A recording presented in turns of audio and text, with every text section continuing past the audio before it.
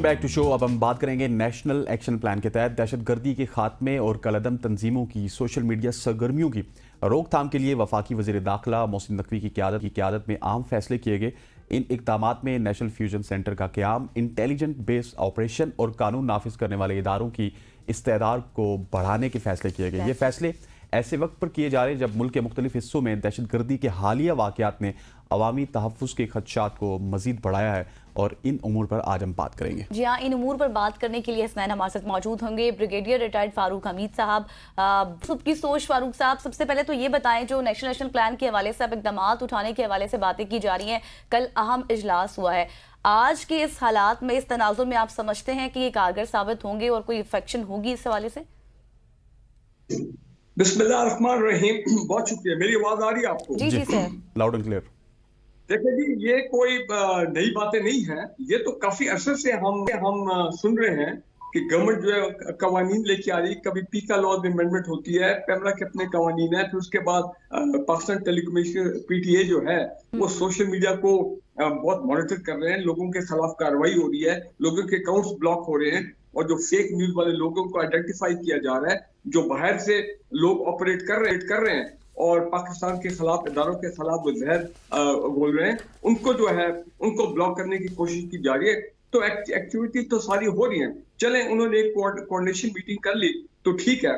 और national fusion centre, ये एक नया चीज सामने आई है। नेशनल फ्यूजन अथॉरिटी, एजेंसीज के मुख्तलिफ आपस में कोऑर्डिनेशन में। लेकिन मैं ये कहता हूँ कि हम कब तक ये ऐसे इकदाम लेते रहेंगे at the federal level, at the provincial level. चले ठीक है, आजकल के हालात ऐसे, बलूचिस्तान में केपी में दहशतगर्दी की सीवियर वेव जो है वो चल रही है, तो ये बात समझ आती है। लेकिन मेरा ख्याल है कि अगर नेशनल फ्यूजन सेंटर की जगह वो अब ये कहें, या एक फेडरल ऐसा नेशनल पे इदारा बनाए, national harmony centre, national unity centre, national integrity centre, लोगों को जोड़ें, लोगों को साथ लेके आए, लोगों को ये जो नफरतें को खत्म किया जाए। ठीक है ना जी, आप इस तरह के इकदाम करें जिसमें लोगों के लिए फेडरल गवर्नमेंट के खिलाफ, प्रोविंशियल गवर्नमेंट के खिलाफ जो है वो मुज़ाहमत का जो माइंडसेट है वो कम होना चाहिए, ज्यादा नहीं होना चाहिए। जितना हम सख्त इकदाम करेंगे उतना ही अवाम का रिएक्शन जो है वो सख्त होगा। इस वक्त पाकिस्तान को किस चीज की जरूरत है? कौमी यकजहती, नेशनल यूनिटी, नेशनल हार्मनी, कि हम प्रमोट करें इंटर प्रोविंशियल हार्मनी, फेडरेशन की यूनिटी की हम बात करें। देखें, कुछ चीजें पॉजिटिव स्टेप भी लेने चाहिए जिसमें लोगों को की मायूसी खत्म हो। मैं 2-3 बातें आपसे शेयर करना चाहता हूँ। नंबर एक ये कि ये कहना कि जनाब फलां पॉलिटिकल पार्टी जो है वो सारे हैं अपना फसादी हैं, ये हैं वो हैं और इनको खत्म कर देना चाहिए। भाई खुदा के लिए, आप ऐसी गुफ्तगू करेंगे तो यू, अंग्रेजी में कहते हैं, you are adding fuel to the fire. आप मजीद आग लगाना चाहते हैं पाकिस्तान में। हम तो कहते हैं आग बुझानी चाहिए, नफरतें खत्म करनी चाहिए।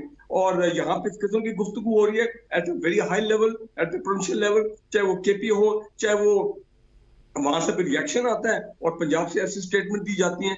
तो ये तो बिल्कुल पाकिस्तान के इंटरेस्ट में नहीं है। ऐसी चीजों को रोकना चाहिए। आजकल के सियासतदान, लेकिन बरगत साहब, क्या आप समझते नहीं है कि इस तरह की चीजें तभी रुकेंगी जब अवाम खुशहाल होगी, अवाम में थोड़ा सा स्टेबिलिटी आएगी, इकोनॉमिक हालात ठीक होंगे? बिल्कुल। देखें जी, आर्मी चीफ ने कल क्या कहा है, वो जब एक आउटडोर एक्सरसाइज जो है फील्ड एरिया में गए, उन्होंने कहा कि पाकिस्तान के दुश्मनों का मुकाबला पाकिस्तान के अवाम और मुस्तफा फौज जो है वो मिलके जो है उन्होंने करना है।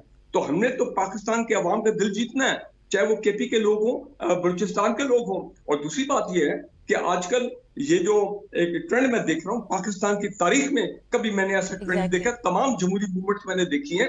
ठीक है, प्रोटेस्ट में लोगों की डेथ भी होती है पुलिस फायरिंग से या लॉ एनफोर्समेंट एजेंसी की फायरिंग से।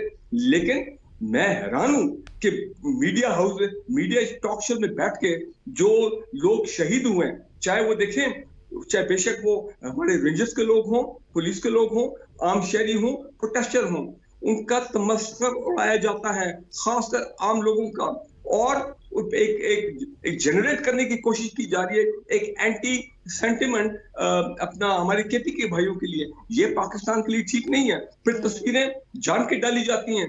जनाब, आम जो हमारे केपी के जो भाई हैं, मैं तो चले पश्तून का लफ्ज नहीं बोलता हूँ, लेकिन मैं कहता हूँ हमारे पश्तून भाई हैं, वो पाकिस्तान की फ्रंट लाइन ऑफ डिफेंस है।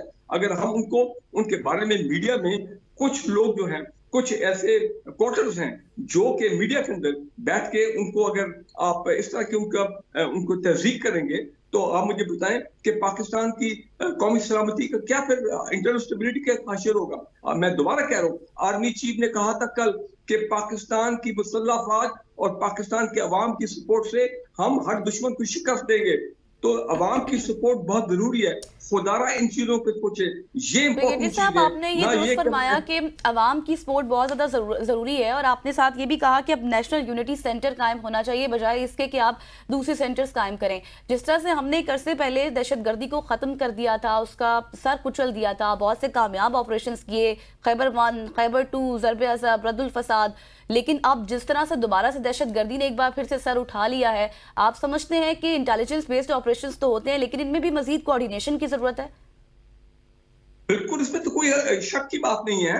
जब फेडरल और प्रोविंशियल एजेंसी के दरमियान कोऑर्डिनेशन नहीं होगी, फेडरल गवर्नमेंट और प्रोविंशियल गवर्नमेंट के, मैं केपी के हवाले से खास बात कर रहा हूँ, अगर कोऑर्डिनेशन नहीं होगी और ये तमाम दूरियां जो है जो पैदा करने की कोशिश कर रहे हैं, तो मुझे आप बताएं हम दहशतगर्दों को फिर कैसे अपना उनको शिकस्त देंगे?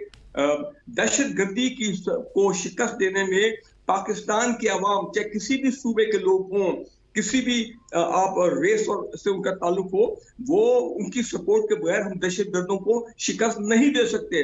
यही वजह है कि दहशतगर्द जो है वो दंदनाते फिर रहे हैं, वो देख रहे हैं कि ये लोग आपस में उलझ रहे हैं, वो देख रहे हैं कि सियासी महाजराई दुश्मनी में बदल चुकी है। तो this is not good for Pakistan, not good for our future. तो ये हमारे जो लीडरशिप है इनको सोचना चाहिए। अब आप मुझे ये बताएं कि ऐसी स्टेटमेंट हमारे मोहतरम इंटीरियर मिनिस्टर अगर वो दे दें जिस तरह उन्होंने किया था ये 25-26 को कि 5 मिनट में गोली चले तो लोगों को सफाया हो जाए, वर्ड्स टू दैट इफेक्ट, मुझे आप बताएं कि कोई अपना जिम्मेदार गवर्नमेंट का फंक्शन, कोई जिम्मेदार पाकिस्तानी कभी सोच सकता है ऐसी स्टेटमेंट देने पे?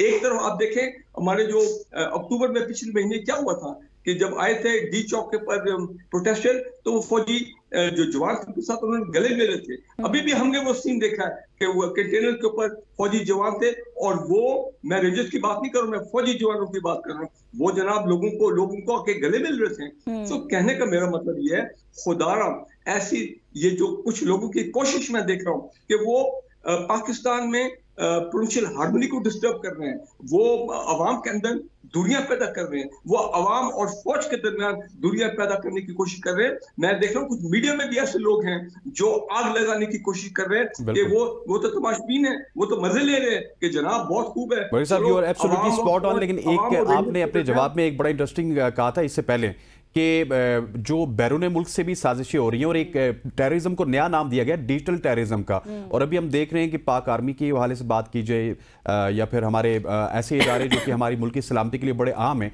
उनके हवाले से बाकायदा डिजिटल पे भी और फिर बैरून मुल्क में मुहिम चलाई जा रही है। इस मुहिम को फिर किस तरह से ये फ्यूजन सेंटर कंट्रोल करेगा, क्या करना पड़ेगा हमें? देखिए जी, बात बड़ी क्लियर है। जब इंटरनल मामला हमारे ठीक होंगे, इंटरनल हार्मनी पैदा होगी, भाईचारी का माहौल पैदा होगा, ये सियासी पोलराइजेशन खत्म होगी, लोग पुरसुकून होंगे और एक दूसरे से मोहब्बत बढ़ेगी सूबों में लोगों के दरमियान, तो बाहर के लोग पागल है कि वो बैठ के पाकिस्तान के खिलाफ ये काम कर रहे हैं। वो तो सारा रिएक्शन बाहर से इसीलिए आ रहा है कि यहाँ आपस में मैं और आप जो है वो गुत्था हो गए और हम एक दूसरे को मार रहे हैं। यही तो वजह है। पाकिस्तान के दुश्मन चाहे अंदर बैठे हैं या पाकिस्तान के दुश्मन बाहर बैठे हैं, चाहे वो पाकिस्तानी चाहे वो पीटीआई के लोग हैं जो लाखों की तादाद में यूरोप अमेरिका में हैं, वो तो और पढ़े लिखे लोग हैं, आईटी क्वालिफाइड है, यंग जनरेशन है, वो जब ऐसे हालात पाकिस्तान में देखेगी तो वो तो फिर ये करेंगे जो इस वक्त कर रहे हैं। तो ठीक है, जितने उनके अकाउंट ब्लॉक कर सकते हैं ब्लॉक कर रहे हैं, लेकिन कितने अकाउंट को ब्लॉक करेंगे?